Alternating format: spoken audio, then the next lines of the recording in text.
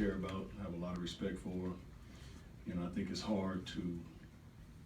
always hard when you know, greatness like Kobe decides to hang it up. You know, I think for him, you know, going through the stretch that we're going through, but also just the fact that I think we got 60, whatever it is, games left, you know, get a chance to go around to all these NBA cities and they can really show their appreciation for what he's been able to accomplish in this league is great. Will he play tonight? Yeah. What's your expectation with minutes and all that, just considering back to back? Keep it the same, and let's see, you know, unless I see him laboring or anything like that, we'll keep it the same. What was the context in which he brought the subject up? He just brought it up. You know, that's something that is between Kobe and myself, and like I said, we talked about it last night. We'll leave it at that. You've talked about having kind of a hope or a belief that Kobe could play beyond this contract. Has that remained for you up until this point? Did you think that he had more years in him? I don't know if I thought he had more years in him. I think, you know, I thought he probably at least had another year in him. Even with his struggles this year, you Yeah, thought you those know, were temporary. I did, and I still do. You know, Bill, I mean, this season isn't over. You know, I mean, we still have a lot of games left, so, you know, I know his purpose is to, you know, to finish out this season and play. And, you know, I don't know what he's thinking as far as, you know, playing well or getting back to the level or somewhere near the level that he's accustomed to getting. I think when you decide that this is it, I think you've also come to grips that, you know, you're not the same that you know, same player you used to be.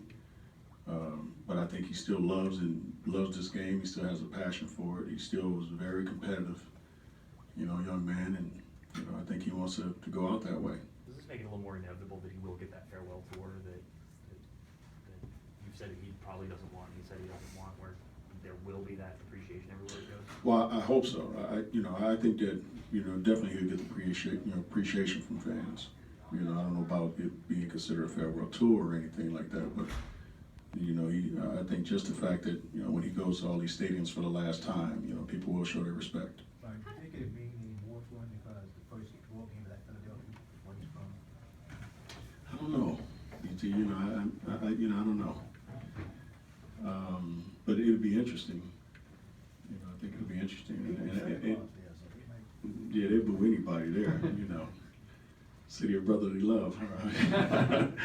But I think, you know, I think he's gonna, you know, kind of view it the same as he's done every game. He's just gonna go out there and try to win and try to play the best he can. I don't know if he'll think about the outcome as far as how the fans are gonna view him or respect him or whatever the case may be. It's home for him, so I think they'll show their appreciation. I mean, the one thing about Philly fans, just like New York fans, are very knowledgeable about the game. When he told you, how did you initially react? I said, what? Just told me at a very awkward time. Kind of caught me off guard as I told him. He just started laughing about it. But yeah, he said, yeah, you look like you were going like, you know, what the hell are you talking about? But it just caught me off guard. Did you try to persuade him? No. Byron, did you have any sense this was coming? It seems like you said you were shocked, but did you have any sense at any point that he might even tell you that this was a? No, I didn't. Or what indication did he give you as to why? He didn't. This was after the game. Like I said, I'll leave it to, you know, that's between Kobe and I when it happened and all that stuff. If he wants to tell you, that's up to him. Did he tell any of his teammates before he announced it to the world on Thursday? No, he told me when he announced it to me that I was the first to know. He didn't tell you during the game, did he? It's like, No, like I by the said, way. like I said, it's between me and Kobe when he told me. Second quarter, now put me back in the game. How does not having that door open anymore change things, if at all? I don't know, Wendy. You know, the one thing about it is that, you know, I thought about it all last night. I thought about it on the plane. I thought about it this morning. You know, it's just been on my mind for whatever reason. You know, maybe it's just because of our relationship. You know, knowing that this is the end, you know, for him. You know, so I don't know, you know, what dynamics it will have in the next 2 weeks, 2 months, 3 months, but like I said, at that particular time, I was shocked, and then after I had a chance to kind of think about it, was sad.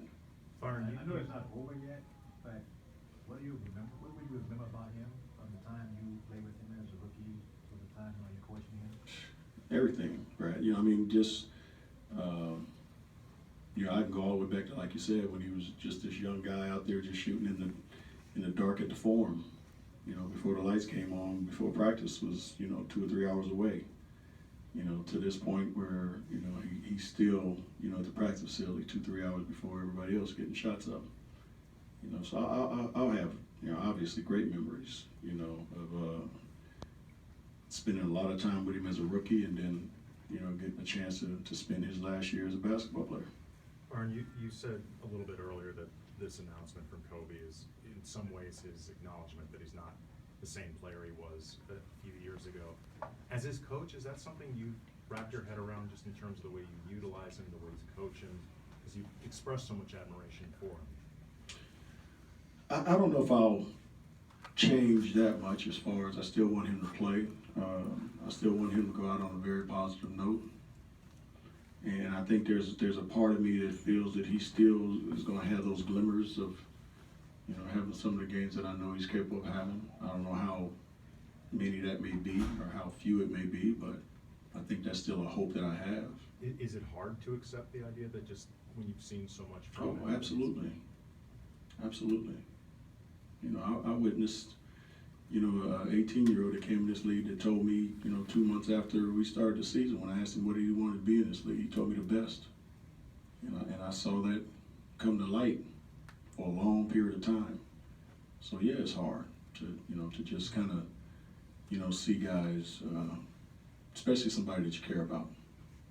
Byron, have you always looked at your personal and professional relationship with Kobe as a symbolic passing of the torch from Showtime to these last five championships in this generation? I don't know if I've looked at it that deep. You know what I mean? I mean, I've just kind of looked at it as an old veteran as myself at that particular time, trying to teach a young man, you know, what it was to be a professional in this league and what it was to play for the purple and gold. And I think he took it to heart. And as much as he said, you know, I gave him so much, you know, it was really kind of the other way around, because I was, you know, at that time retiring, and, you know, I was with this 18-year-old that had so much, you know, so many high hopes, and, you know, just the playfulness as most kids do when they play in this game, and, you know, made me feel young again. So, you know, I think we gave a little bit of ourselves to each other, you know, when he was at 18 years old, and the relationship has just continued. Did he seem at peace kind of with when you guys talked, with the decision? He did. Is that weird for you? It was. It really was. I mean, it was, you know, I mean, it was so matter-of-factly, and it was so at peace, which I thought was, you know, after I thought about it, I was, you know, I felt better about that. You know, it wasn't like he was agonizing over it or anything. He just was like, yeah, well, now I'm retiring. You know, and he just kind of went on from there. Byron, did he give you any indication how long he has been pondering this? No, he did not. To build on the note you were mentioning earlier, because you know him so well, did part of you have any concerns, like because of how competitive he is, he wouldn't know when it's time for him to... I think even as competitive as he is, and other players that have been in his position or somewhere close, they pretty much know when their time is there. You know, so I didn't, you know, when he, like I said, when he said that to me, I was, you know, shocked, but I also knew that he knew that it was time.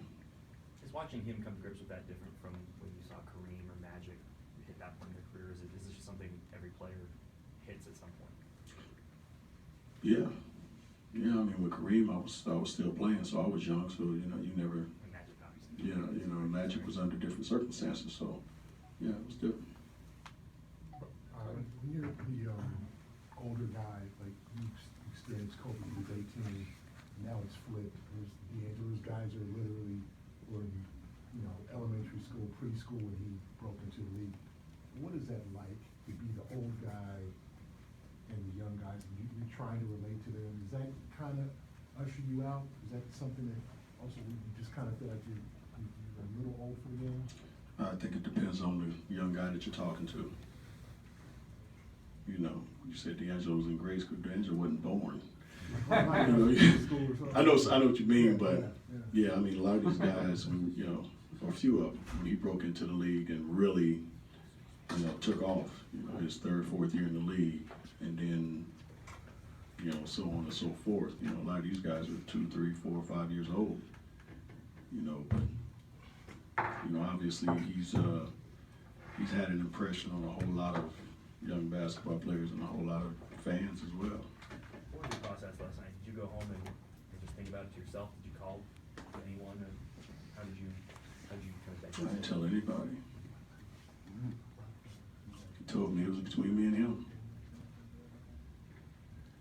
Because of the shooting struggles he's been going through this season, do you want him to moving forward change his role in any way, whether it's facilitating more or anything else? No, you know, and he's done a good job with this, you know, especially with Jordan Clarkson last year and this year, with D'Angelo a little bit more this year. I just want him to, you know, mentor these guys a little bit more. You know, that's it, on the court and off the court, because these are still a bunch of puppies.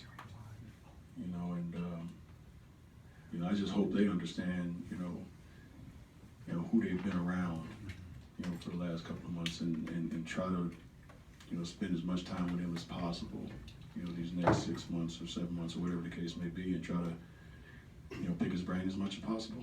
So you're fine with the amount of volume of shots he's working with Tate to try to get out? I want him to keep shooting, but I want him to have that balance as well. I apologize if you answered this already, but what do you want for him over these next 6 months? As someone who's had to leave the game and walked away from a player, what are the things that you wish you remember, the things you wish you savored more, and did you pass any of that on to him? What I want for Kobe is basically to, you know, his last game, be able to walk off the court and wave to all the fans and be able to go into the locker room standing up. The farewell sort of seems somewhat inevitable in the sense that when you guys were in New York, the fans showed him a lot of love, same with, you know, even Dallas. Was that something that you saw kind of just happening naturally anyway before this announcement? Yeah, I mean, those of you guys who, you know, travel with us, I mean, even in Portland, Portland last night, I've never seen so many 24 gold jerseys in Portland's arena. You know, never. And their fans chanting, you know, every time he made a shot just as loud almost as when their guys made shots. So, yeah, I think it's definitely something that's been coming even before the announcement. You know, fans are trying to show their appreciation. I think it'd be more so now. Wrap it up, guys. Last question. Thanks, guys.